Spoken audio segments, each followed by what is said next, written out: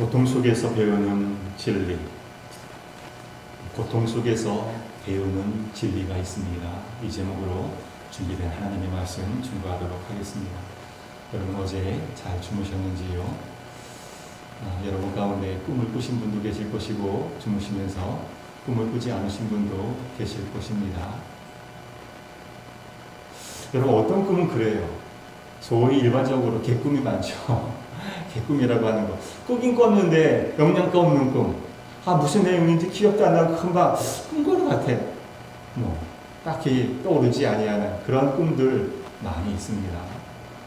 그러나 어떤 꿈은 그렇지 않습니다. 보통 꿈이 아닌 거예요. 뭔가 의미가 거기에 있는데 그 꿈이 해석이 안 되는 거예요. 너무 선명해요. 그 꿈의 내용이 자꾸 자기를 이렇게 짓눌러요. 오랫동안. 답답하지. 마음이 불안해지기 시작합니다. 나아가 두려워질 때도 있습니다. 왜 이 말씀을 드리느냐 하면 오늘은 꿈에 대한 이야기가 되겠습니다. 꿈. 어떤 꿈에 대한 이야기인가? 당시 최강대국이라고 일컬어졌던 한 나라, 바벨론을 다스리고 있었던 그 황제지요. 그 사람의 이름이 느부갓네살이라고 하는 것을 아마 여러분 다들 잘 아실 거예요. 계속 우리가 다니엘서를 살펴보고 있기 때문에 요즘. 그러니까 그 사람, 그 왕 느부갓네살이 꾼 꿈에 대한 이야기가 바로 오늘 본문이 되겠습니다. 아마 여기에 대해서 좀 의아하게 생각하실 분들이 계실 수 있겠습니다. 아니, 그 사람과 내가 무슨 상관이야? 무슨 관련이 있는데? 아니, 느부갓네살과 나 이동환과 무슨 상관이 있어? 더군다나 그는 하나님을 믿는 사람도 아니었는데 이방 나라의 왕이었는데 이스라엘 백성들도 아니었고, 그런데 그 사람의 꿈 이야기와 지금 나와 무슨 관련이 있기 때문에 그 사람의 꿈의 이야기를 들어야 돼? 왜 그 이야기가 성경에 기록되어야 돼? 이런 식으로 조금 의아하게 생각하실 분들이 계실 수 있다고 봅니다. 그러나 여러분 기억하시기 바랍니다. 성경에 나온 모든 인물, 모든 사건, 나와 아무런 관계가 없는 것입니까? 아님을 우리는 잘 알고 있잖아요. 모든 인물, 그와 관계된 모든 사건을 통하여서 하나님께서 우리에게 주시고자 하는 메시지가 있는 것이거든요. 그 뜻이 있는 것이거든요. 그렇기 때문에 우리는 성경을 진리의 말씀이라고 하고 어제나 오늘이나 영원토록 동일하신 1.1획도 변하지 아니하는 살아계신 하나님의 말씀으로 우리는 받아들이는 거잖아요. 따라서 오늘 이 꿈에 대한 이야기 역시 나와 무관한 것으로 받아들인다고 한다면 아무것도 우리는 얻지 못할 거예요. 이 시간은 그저 헛된 시간일 뿐인 거예요. 그러나 이 느부갓네살에게 주신 그 꿈, 그것을 통하여서 하나님께서 나에게 뭔가 주시려고 하는 것이군. 하나님의 뜻이 과연 무엇일까? 여기에 대해서 우리가 집중하면서 그 말씀에 귀를 기울이려고 할 때에 오늘 본문, 그리고 이 시간은 헛된 본문, 헛된 시간이 아닐 줄로 믿습니다. 자, 그러면 그것이 무엇이냐는 거죠. 하나님께서 느부갓네살에게 꿈을 꾸게 하셨어요. 분명히 하나님께서 주신 꿈이라고 성경은 되어 있습니다. 그러면 왜 하나님께서는 느부갓네살에게 꿈을 주신 것일까? 살펴볼 줄 알아요. 생각해 보아야 돼요. 저는 두 가지 측면에서 생각해 보아야 된다고 봅니다. 하나는 역사의 주관자가 누구냐. 이것을 우리에게 이 꿈을 통하여서 알려주고 계죠. 역사의 주관자는 느부갓네살이 아니라고 하는 거예요. 아무리 그가 대제국을 이룬 거대한 권력을 한 손에 움켜쥔 그런 사람이라고 할지라도 아닌 거예요. 하나님께서 그를 사용하신 것에 불과한 거예요. 그러니까 우리는 다니엘서를 통하여서 이 느부갓네살 그리고 그 뒤에 왕위로 오른 벨사살 하여튼 이런 사람들을 통하여서 고레스 왕도 나오죠. 나중에 하나님께서 사용하신 도구에 불과한 것이구나.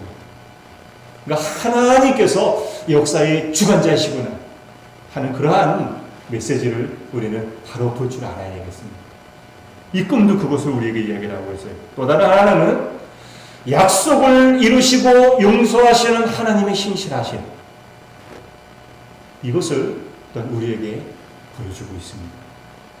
자, 대충 한번 뚫고 넘어가겠습니다. 느부갓네살 왕이 꿈을 꿨어요. 어떤 내용의 꿈이었습니까?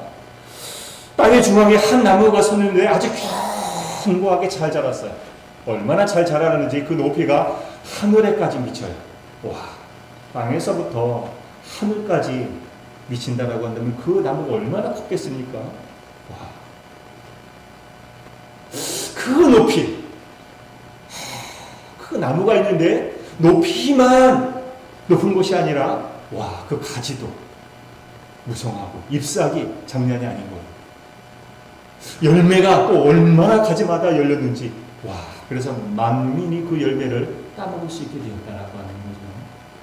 자랑뿐만이 아닌 거예요. 들짐승과 들짐승과 공중에 나는 새들도 그 나뭇가지에 앉아서 힘을 얻고 먹을 것을 얻을 수 있게 되었다라고 하는 그런 꿈을 느부갓네살 왕이 꾸게 됩니다.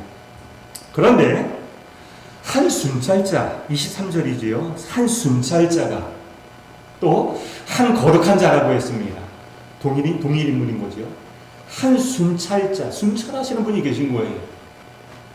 한 거룩한 자가 계신 거예요. 그런데 그분이 그 높이 하늘까지 미친 잎사귀가 무성하고 열매가 또 무성한 그 나무를 어떻게 합니까? 베버리는 거예요. 베버리는. 잎사귀와 열매들을 다 해치고 거기에 있었던 들짐승들, 새들도 다 내쫓아버리기 시작했다라고 하는 거예요. 그리고 나서 그 나무 뿌리에 그 구루터기를 쇠와 노줄로 동여매고 꽁꽁꽁꽁 묶은 것 같아요. 그리고 하늘 이슬에 적게 만들어요. 구루터기를. 나무, 밑둥만 나무 구루터기.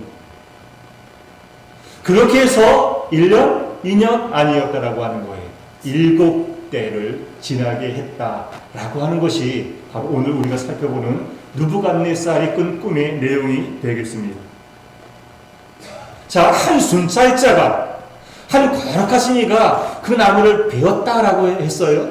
아마 짐작하시는 분이 계실 거예요. 아, 그 나무는 느부갓네살을 가리키는 것이라고 한다면 그 느부갓네살 아무도 건드릴 수 없는 절대 권력자이지만 그 권력자를 곤두박질치게 만든 이는 하나님이시구나 하는 것을 우리는 어렵지 않게 추측해 볼 수가 있습니다. 맞아요. 틀림이 없습니다. 여기서 순찰자, 한 거룩하신 이는 하나님이신 거예요. 하나님. 그러니까 하나님께서는 우리를 높이시기도 하시고 낮추시기도 하시는 분이시다 라고 하는 내용이 이 꿈에는 들어있습니다. 사무엘상 2장에 나오는 한나의 기도 여러분 다들 잘 아시지요? 한 번 더 여러분께 소개해 드리겠습니다. 여호와는 죽이기도 하시고 살기도 하시니 소울에 내리기도 하시고 거기에서 올리기도 하시는도다. 여호와는 가난하게도 하시고 부하게도 하시며 낮추기도 하시고 높이기도 하시는도다. 여러분 다들 아멘이신가요? 하나님은 그런 분이시라고 하는 거예요. 모든 것을 하나님의 뜻대로 된다라고 하는 거죠. 아무리 거대한 권력을 가진 세상의 모든 인간 중에 왕이라고 할지라도 그러나 하나님 아래에 있다라고 하는 거예요. 하나님께서 한번 내치시면 그 자리에서 밑으로 곤두박질 수밖에 없다. 모든 것은 하나님의 손에 의하여서 좌지우지 될 수 있는 것이다 라고 하는 것을 우리에게 알려주고 있습니다. 자, 여러분 다들 아멘이라고 하셨어요. 그럼 한번 생각해 보십시다. 지금 내가 한참 잘 나가고 있어요. 승승장구하는 삶을 살고 있어요. 그런데 어느 날 갑자기 하나님께서 지금까지 술술 잘 풀렸던 나의 길을 막으셔요. 여러분의 계획이 있잖아요. 여러분의 계획을 하나님께서 어느 날 갑자기 꺾으셔요. 여러분의 자리를 저 높은 곳에서 가장 밑바닥으로 추락시킨다라고 한다면 여러분은 어떻게 하시겠습니까? 둘 중 하나일 거예요. 하나는 하나님을 향하여서 원망하고 불평하는 거죠. 하나님을 떠나는 거예요. 내가 이런 하나님 믿나 봐, 내가 어리석었지 하면서 하나님을 저주하고 원망하면서 떠날 경우도 있을 것이고, 그 반대로 또 다른 경우에는 하나님을 신뢰하는 거예요. 그럴수록 하나님을 매달리는 거예요. 하나님께서 역사하실 날을 기다리는 거예요. 그런 방법도 있는 거예요. 자, 이 가운데 여러분은 어떤 반응을 보이시겠습니까? 사랑하는 여러분들, 우리는 이 가운데 전자가 아니라 후자의 반응을 보여야 될 줄로 믿습니다. 그래야 되는 거예요. 그러기 위해서는 한 가지 사실을 알아두어야 됩니다. 무엇일까요? 실현에는 목적이 있음을 알아야 돼요. 아무 의미 없는 실현은 없다라고 하는 거예요. 모든 것을 하나님께서 하셨다라고 하는 것을 인정하고 아멘 했다라고 한다면, 하나님께서 그 일을 나에게 만나게 하셨다라고 한다면 이유가 있는 거예요. 목적이 있는 거예요. 여러분, 야고보서 1장 2절로부터 4절에 있는 말씀을 읽어드릴 테니까 한번 들어보시기 바랍니다. 내 형제들아, 너희가 여러 가지 시험을 당하거든 온전히 기쁘게 여기라. 이는 너희 믿음의 시련이 인내를 만들어내는 줄 너희가 알미라. 인내를 온전히 이루라. 이는 너희로 온전하고 구비하여 조금도 부족함이 없게 하려 함이라. 라고 되어 있습니다. 이 말이 무슨 말입니까? 쉽게 말하면 하나님께서 우리에게 주시는 시련, 하나님께서 당신의 택한 백성들 자녀들에게 주시는 시련은 결코 우리를 꺾고 우리를 하여금 피눈물을 흘리게 만들려고 하는 것이 아니라, 우리가 어려움을 당했을 때 괴로워하는 것을 보고 즐기시려고 함이 아니라 뭐라고요? 말씀 그대로예요. 이는 너희로 온전하고 구비하여 조금도 부족함이 없게 하려 함이라 라고 하는 거예요. 우리를 위함이라고 하는 거예요. 그 시험을 통하여서 우리를 하여금 더 성장하게 하기 위해서, 더 바로 세우기 위해서, 더 온전하게 하기 위해서 하나님께서 그 시련을 주시는 것이다. 성경은 이렇게 말씀하고 있습니다. 따라서 지금 여러분 가운데 너무나 힘든 시기를 나는 지금 살아가고 있다, 너무 괴롭다, 너무 힘들다, 죽고 싶다, 왜 나에게, 이런 생각을 하시는 분이 계시다라고 한다면 여러분 어떻게 해석을 하셔야 되겠습니까? 불평하고 원망하고 하나님을 삿대질하는 것이 아니라 나를 위함이다, 나를 세우게 하기 위해서, 나를 온전히 하기 위해서 하나님께서는 그것을 원하시는 것입니다. 이러한 자세로 그럴수록 더욱더 하나님께 매달리고 하나님을 신뢰하고 하나님께서 회복시킬 날을 기대할 때, 그런 자에게는 반드시 좋은 날이 일어나게 될 줄로 믿습니다.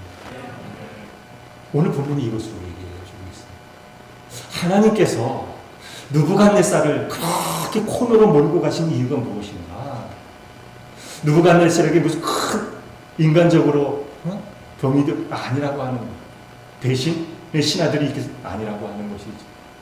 하나님께서 느부갓네살을 그렇게 몰아가신 이유, 누가 이 세상의 주관자예요? 누가 진짜 내 인생의 주인이냐? 느부갓네살은 자기 자신인 줄 알았고, 자신이 최고인 줄 알았거든요. 자신이 세상의 주인인 줄 알았거든요. 자기 말 한마디면 남을 죽이기도 하고 살릴 수 있다고 착각을 했거든요. 나 아니라고 하는 거예요. 느부갓네살이 아니라, 내가 아니라 누구요? 하나님. 이 사실을 시련과 고난을 통하여서 비로소 느부갓네살은 철저히 깨닫게 됩니다.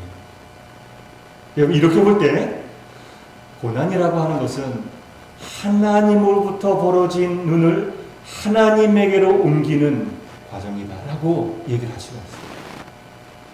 그 전까지는 하나님이 보이지 않았어요. 그러나 그 고난을 통하여서 아니구나, 내가 착각했구나, 하나님이 내 인생의 주인이시지, 하나님이 인간의 생사하고 주관하시는 분이시구나 하는 것을 깨닫게 되고, 하나님께로 눈을 돌리고 하나님을 더 의지하는 삶을 살아간다면 그 고난은 유익이라고 할 수가 있는 거예요. 성경에서는 그래서 고난을 가리켜서 축복이다 그렇게 이야기를 하는 이유가 바로 여기에 있다고 봅니다. 역사의 주관자가 누구냐?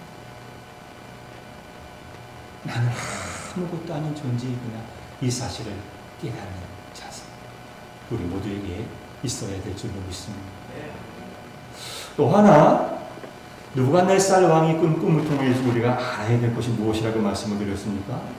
약속을 이루시고 용서하시는 하나님의 그 신실하심을 우리에게 알리기 위함이다 라고 하는 것도 말씀을 드렸습니다.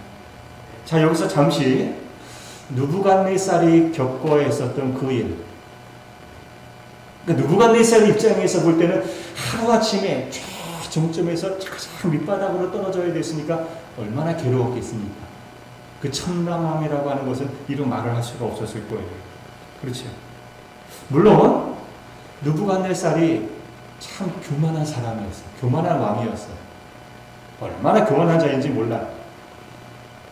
두라 평지에다가 그 10층짜리 아파트 오늘날에 비하면 그 금싱상 만들어 놓고 절하고 뭐 그랬잖아요. 우리 살펴본 내용이잖아요. 누구든지 다 신이라 여기면서 절하라고 하는 것. 교만이 하늘을 찌를 듯 했습니다. 또 얼마나 악했는지 몰라요. 믿는 자들, 하나님을 믿는 유대인들을 얼마나 핍박했는지 몰라요. 악한 왕이었어요. 또 얼마나 고집이 셌는지 몰라요. 하나님의 능력을 그렇게 경험하고도 또 번복해요. 또 번복하고 하나님의 능력을 모르는 사람처럼 다시 죄악으로 돌아간 것이 몇 번이었는지 몰라요. 마치 바로 왕처럼 그랬다라고 하는 것이죠. 여러분, 다니엘이 공의와 사랑을 실천해서 좀 하나님 앞에 자비를 구하는 삶을 살아야 됩니다. 그렇게 했을 때에도 귀 기울여 듣질 않아요. 자신이 누리고 있는 권세, 이 영광이 영원할 것을 착각했다라고 하는 거예요. 그래서 아무리 다니엘이 이야기를 해도 콧방귀도 뀌지 않습니다. 들을 생각을 하지 않습니다. 그러다가 마침내 끔찍한 고통의 시간을 통하여서 그가 깨달아지게 된 겁니다.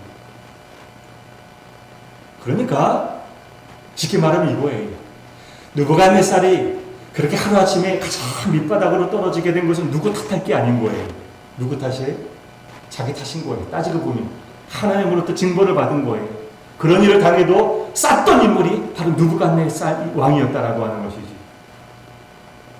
그런데 여러분, 제가 참 도전을 받은 것, 이 느부갓네살에게서 연민을 느끼게 된 것, 그것은 느부갓네살 왕의 모습이 이스라엘 백성들의 모습이었기 때문에.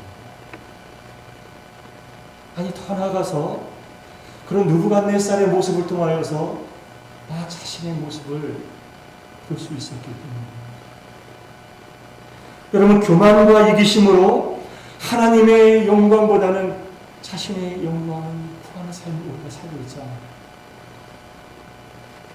조금 잘 나갈 때 뭔가 이루었다 싶으면 그것을 자랑하려고 안달이 나잖아요. 목에 심주잖아요. 내가 아닌가요? 아닌가요? 마치 환난과 심판, 어려움은 나에게서 조금도 일어나지 않을 거야 라고 하는 착각. 그래서 쾌락을 추구하는 모습.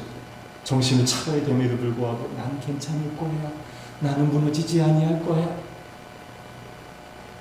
정신 차리지 못하고 살아가는 모습이 바로 그렇습니다.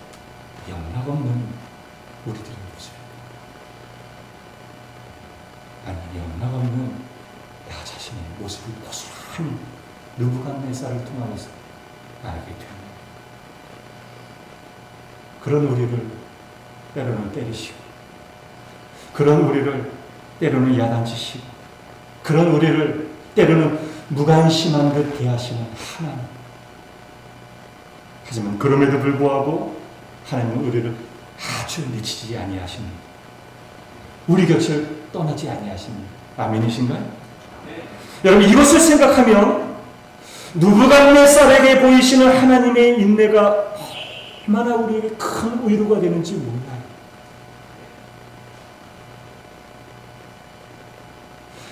그런 나도 하나님께서 눈여겨보시고 나를 불쌍히 여기신 것이구나. 여러분, 우리가 찬송을 불렀어요. 아까 그 포로 생활 고달퍼 찬송을 불렀잖아요. 백사장 불렀습니다. 기뻐하라 이스라엘. 그 배경이 무엇입니까? 오늘 본문의 배경이 바로 그거예요. 다니엘과 그의 친구들과 그리고 유대인들이 바벨론으로 포로로 잡혀가서 비참한 포로 참여를 하고 있었던 것이거든요.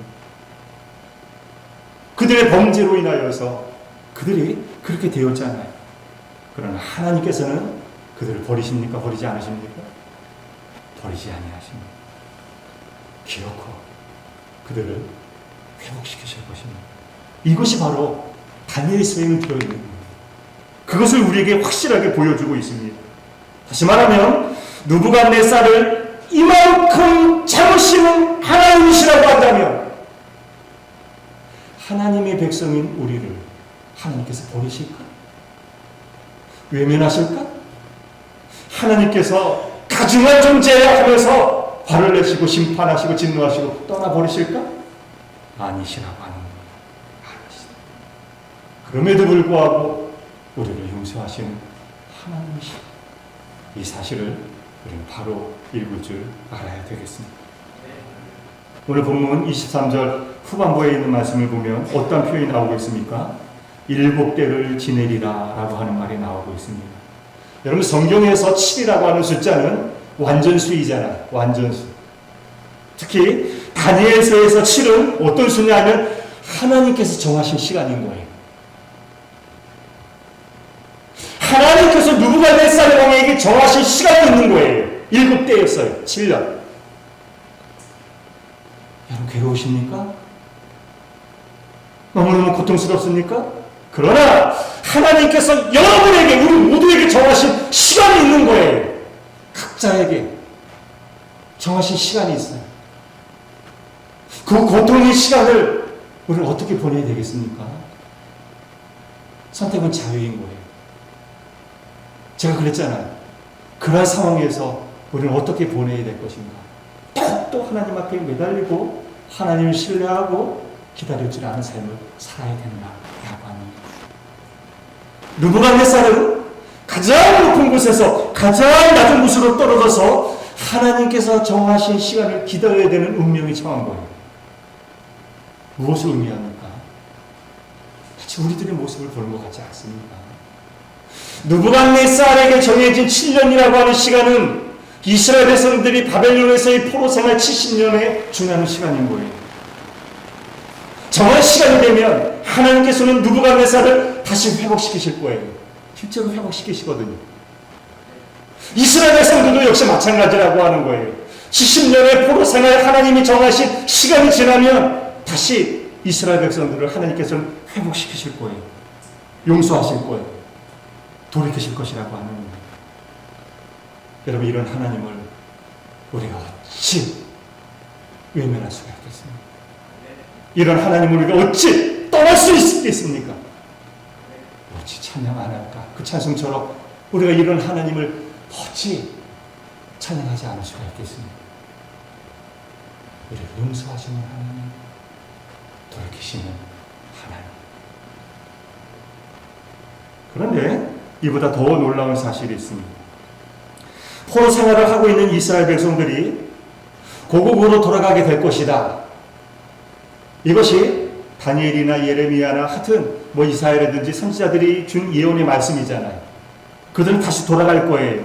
그런데 다시 고국으로 돌아가게 될 것이라고 하는 예언의 말씀도 분명 그들의 가슴을 쿵쿵쿵쿵 뛰게 하는 흥분스러운 그런 말씀이기는 하겠지만 하나님께서는 그들에게 메시아를 보내실 것이라고 하는 사실입니다.